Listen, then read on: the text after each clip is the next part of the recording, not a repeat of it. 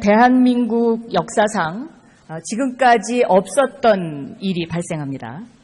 최경환 전 부총리와 김현웅 전 법무부 장관이 해외 은닉 재산에 대해서 면죄부를 주는 합동 담화문을 발표합니다. 이 숨겨둔 해외 재산에 대해서 자진 신고만 하면 탈세, 해외 금융 계좌 신고, 외국환 거래 신고 의무 위반, 재산 국외 도피, 범죄 은닉 수수에 대해서 모든 형사 처벌을 면제하는 형사 관용 조치를 해줬습니다. 대한민국 역사상 처음 있었던 일이었지만 이 일은 그 당시에 크게 알려지지도 않았고 또 후에 그 결과가 국민들에게 정식으로 보고되지도 않았습니다. 장관께서는 여기에 관해서 보고받으신 적이 있습니까? 네, 최근에 보고받았습니다. 어떻게 보고를 받으셨습니까? 지금 당시에 지금 의원님께서 말씀하신 그 조치가 한시적으로 6개월간 시행됐던 것으로 알고 있습니다. 그런데 그 당시에 그 여교의 소득 양성화를 위해서 여야 간의 합의로 개정된 그 국제조세조정법에 근거해서 시행이 됐고요. 그래서 이제 그 목적은 미신고 해외 소득 그리고 재산을 자진 신고한 사람에게 세법상의 가산세 등을 면제해주고 형사상의 관용도 부여하는 그 조치로 알고 있습니다. 이 당시 실적이 어떻게 됐는지 보고 받으셨나요? 실적도 보고는 받았습니다. 네.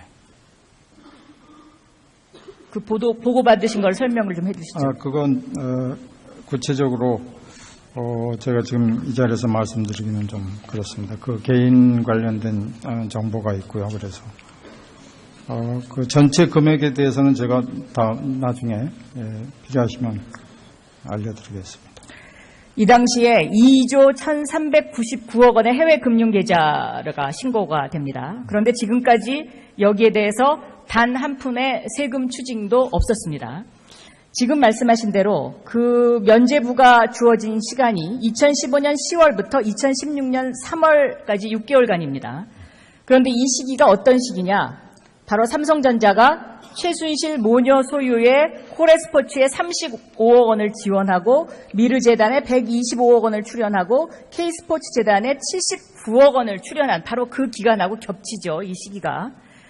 박근혜 전 대통령이 이 일이 있기 전에 4개월 전에 음성 탈루 소득 과세를 강화하라고 기재부에 지시사항을 내려놓고 이런 대대적인 면죄부 조치를 취하는 겁니다.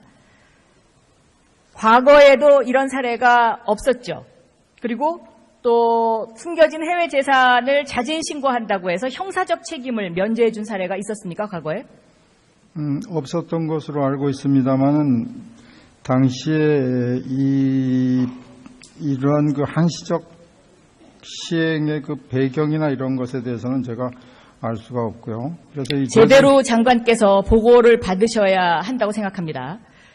지금 이 2조 1,399억 원의 해외 금융 계좌와 관련된 자료는 국세청이 가지고 있습니다. 네. 국세청이 가지고 있는데 당시 면죄부를 주기로 했다는 담화문 때문에 자료 요청을 해도 이 자료를 내놓지 못하겠다고 합니다. 그런데 이거와 관련해서 여러 가지 제보가 들어와 있습니다. 당시에 박근혜 정권과 재벌과의 빅딜설, 최순실 해외 재산, 은닉 재산을 이 당시에 한국으로 가져왔다는 설, 또 심지어는 박정희 전 대통령의 스위스 계좌가 이때 들어왔다는 제보도 들어와 있습니다. 그래서 법무부 장관께서는 이 부분과 관련해서 단순하게 그렇게 보고받으실 일이 아니고 이것을 좀 꼼꼼히 챙겨보셔야 되지 않겠냐. 왜냐하면 이 당시에 이례적으로 최경환 부총리와 당시 법무부 장관의 담화문 내용을 한번 처음부터 끝까지 읽어보십시오. 이렇게 면죄부를 줄 수가 없는 것이거든요. 그리고 이러한 그 전례가 없는 일을 쥐두새도 모르게 하는 겁니다. 그래서 장관께서는 이 부분에 관해서 좀 더 좀 꼼꼼히 짚어보시겠습니까? 네, 알겠습니다. 이 최순실 해외 재산과 관련해서 독일 검찰이 이것을 지금 수사하고 있는데 여기에 관해서는 어떻게 파악을 하고 계시죠?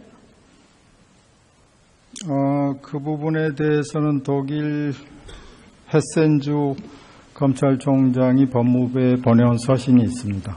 네, 그래서 우리도 그쪽에 요구할 사항이 있고, 그래서 앞으로 법무부가 그 부분에 대해서는 독일에 있는 해외 재산, 최순실에, 그리고 역시 마찬가지로 독일에서도 최순실에 대한 어떤 법적인 조치의 필요성을 느끼고 있는 것 같습니다. 그래서 그 부분은 앞으로 좀 더 진행돼야 될 것 같습니다. 좀 더 적극적으로 임하셔야 되는 거 아닌가요? 그 독일 검찰로부터의 서신은 금년에 왔기 때문에 지금 법무부로서도 준비를 하고 있습니다. 네, 들어가셔도 좋습니다. 다음 총리님 나와주세요.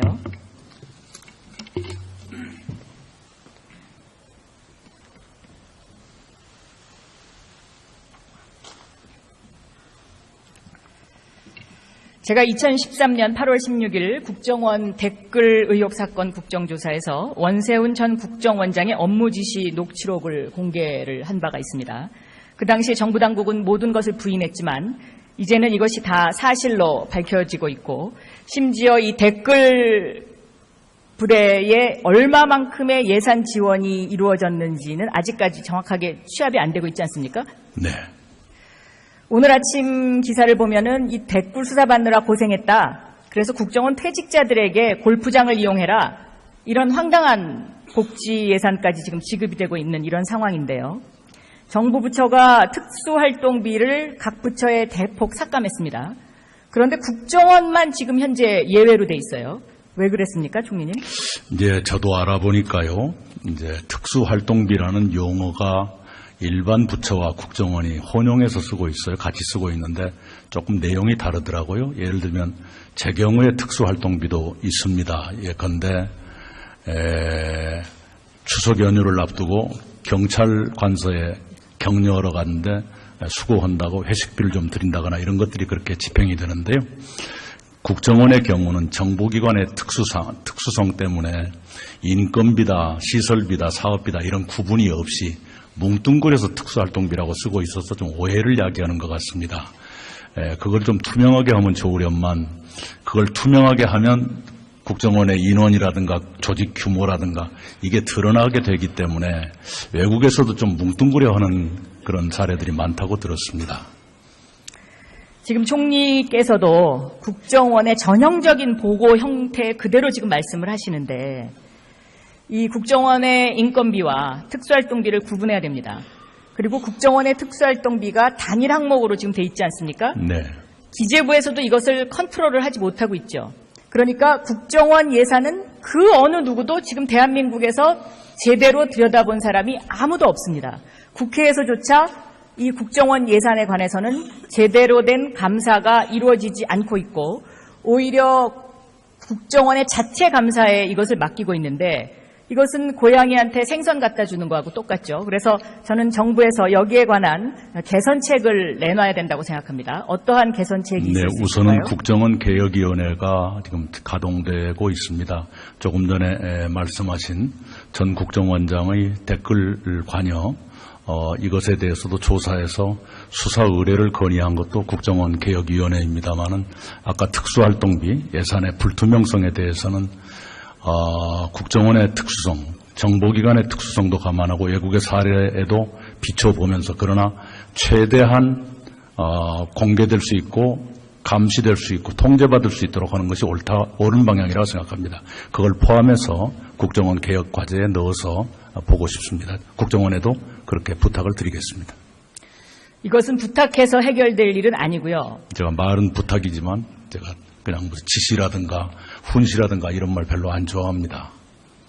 국정원이 지시한다고 해서 고쳐질 그런 조직도 아닙니다. 네, 그렇게 이 국정원 쉽게 보진 예산 않는데요. 그러나 설령 그렇다 하더라도 총리도 너무 쉽게 안 봤으면 좋겠습니다. 국정원이. 네. 국정원이 저는 적어도 기재부의 그 비밀 인가를 얻은 예산 전문가의 통제는 받아야 되는 것이 아니냐. 저는 그렇게 생각합니다. 이 국정원 예산을 상세히 들여다보면 여기에 각 부처에서 말 못할 예산들이 여기 많이 숨어 있고 또 제가 보기에는 지나치게 국정원 예산이 특수활동비가 많이 잡혀 있습니다. 그래서 이 부분을 총리께서 따끔하게 지적을 하셔야 될 것 같고, 그저 이렇게 좋게 이야기해서는 저는 전혀 이 부분이 개선되리라고는 전혀 기대하지 않습니다. 네, 알겠습니다. 이 정도의 문제의식은 갖고 임할 생각입니다. 국정원 예산의 투명화, 상대적 투명화, 이 문제도 문재인 정부 때 하지 않으면 언제 하겠는가, 이런 문제의식을 가지고 진지하게 임하겠습니다. 네. 감사합니다. 다시 법무부 장관 좀 나와주십시오.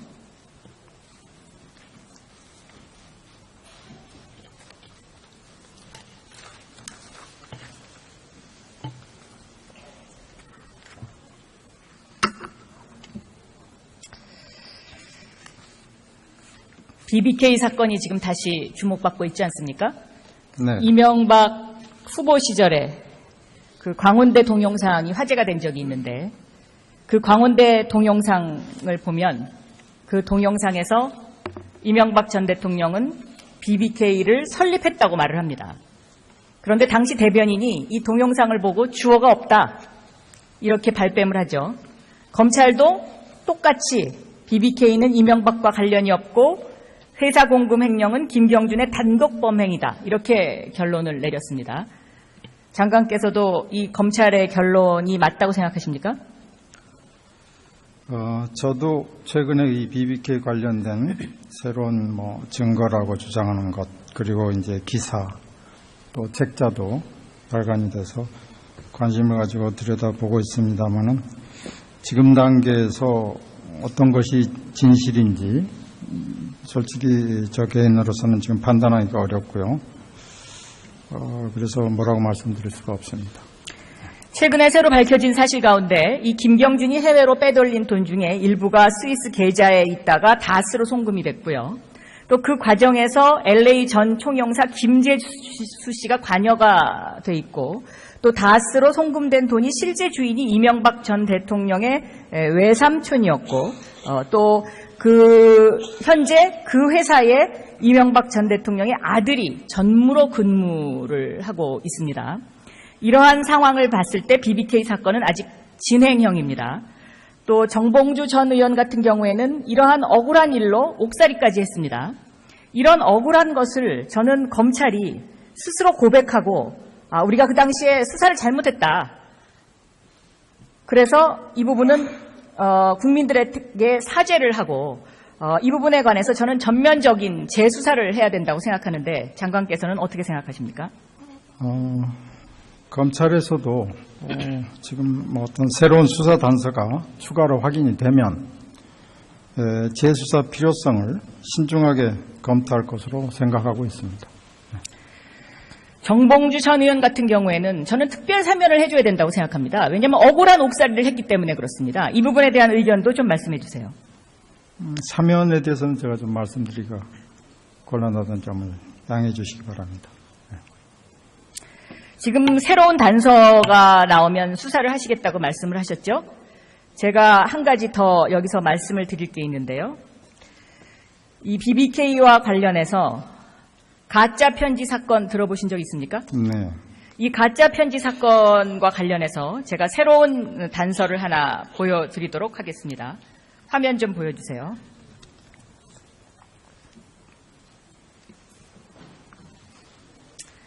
저한테 이런 문자가 온 적이 있습니다. 박영선 의원님께 제 본의가 아니었음을 사죄드리며 기회가 되면 무릎 꿇고 정식 사죄하겠습니다. 저에게는 2개의 카드가 남아 있습니다. 그러나 지금 쓸 때는 아닙니다.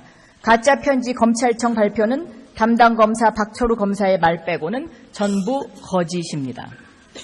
이게 저한테 온 문자입니다. 이 문자와 관련해서 이 문자의 발신인, 제가 누군지 말씀드릴 수 있거든요. 이 발신인을 제가 자료를 제공해 드릴 테니까 네. 새로운 단서가 나왔으니까 여기에 관해서 새로운 수사를 해 주시죠. 네, 관련된 자료를 보내주시면 그 역시 신중하게 재수사 여부를 검토하도록 그렇게 지시하겠습니다. 이 사건은 2007년도에 대선을 앞둔 조작 사건이었습니다. 한나라당의 조작 사건이죠. 그 당시에 클린선거 대책위원장이 바로 지금 홍준표 위원장이었고요. 홍준표 위원장이 나와서 가짜 편지를 흔들었던 사건인데 이 사건과 관련해서 검찰 수사가 제대로 이루어지지 않았습니다. 그래서 제가 이 자료를 드릴 테니까 이 수사를 제대로 좀 해주셨으면 좋겠습니다. 네. 알겠습니다. 약속하시겠습니까? 네, 알겠습니다. 들어가십시오.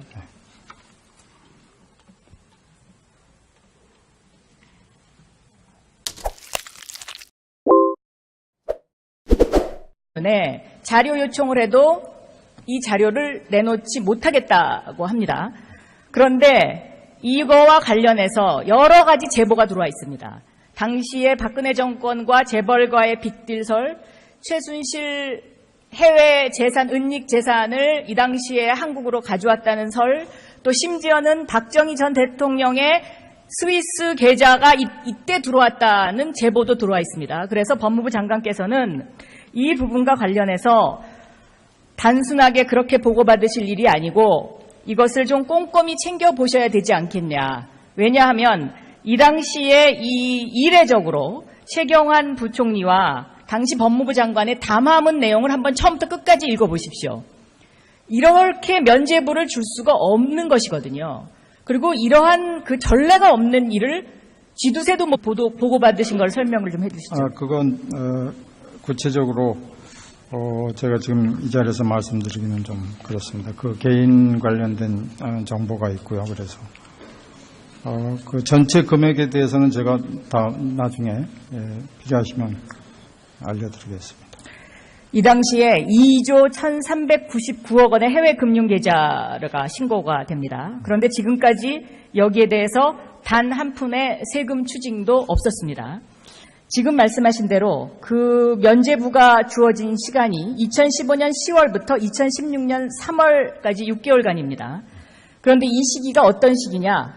바로 삼성전자가 최순실 모녀 소유의 코레스포츠에 35억 원을 지원하고 미르재단에 125억 원을 출연하고 K스포츠재단에 79억 원을 출연한 바로 그 기간하고 겹치죠. 이 시기가. 박근혜 전 대통령이 이 일이 있기 전에 4개월 전에 음성 탈루 소득 과세를 강화하라고 기재부에 지시사항을 내려놓고 이런 대대적인 면죄부 조치를 취하는 겁니다. 과거에도 이런 사례가 없었죠. 그리고 또 숨겨진 해외 재산을 자진 신고한다고 해서 형사적 책임을 면제해 준 사례가 있었습니까, 과거에? 없었던 것으로 알고 있습니다만은 당시에 이러한 그 한시적 시행의 그 배경이나 이런 것에 대해서는 제가 알 수가 없고요. 그래서 제대로 장관께서 보고를 받으셔야 한다고 생각합니다. 지금 이 2조 1,399억 원의 해외 금융 계좌와 관련된 자료는 국세청이 가지고 있습니다. 네. 국세청이 가지고 있는데 당시 면죄부를 주기로 했다는 담화문 때문에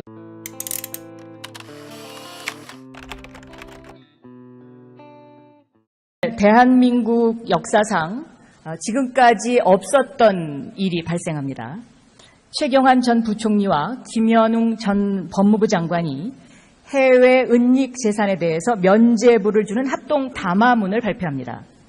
이 숨겨둔 해외 재산에 대해서 자진 신고만 하면 탈세, 해외 금융 계좌 신고, 외국환 거래 신고 의무 위반, 재산 국외 도피, 범죄 은닉 수수에 대해서 모든 형사 처벌을 면제하는 형사 관용 조치를 해줬습니다. 대한민국 역사상 처음 있었던 일이었지만 이 일은 그 당시에 크게 알려지지도 않았고 또 후에 그 결과가 국민들에게 정식으로 보고되지도 않았습니다. 장관께서는 여기에 관해서 보고받으신 적이 있습니까? 네, 최근에 보고받았습니다. 어떻게 보고를 받으셨습니까? 지금 당시에 지금 의원님께서 말씀하신 그 조치가 한시적으로 6개월간 시행됐던 것으로 알고 있습니다. 그런데 그 당시에 그 역외 소득 양성화를 위해서 여야 간의 합의로 개정된 그 국제조세조정 법에 근거해서 시행이 됐고요. 그래서 이제 그 목적은 미신고 해외 소득 그리고 재산을 자진 신고한 사람에게 세법상의 가산세 등을 면제해주고 형사상의 관용도 부여하는 그 조치로 알고 있습니다. 이 당시 실적이 어떻게 됐는지 보고 받으셨나요? 실적도 보고는 받았습니다. 네.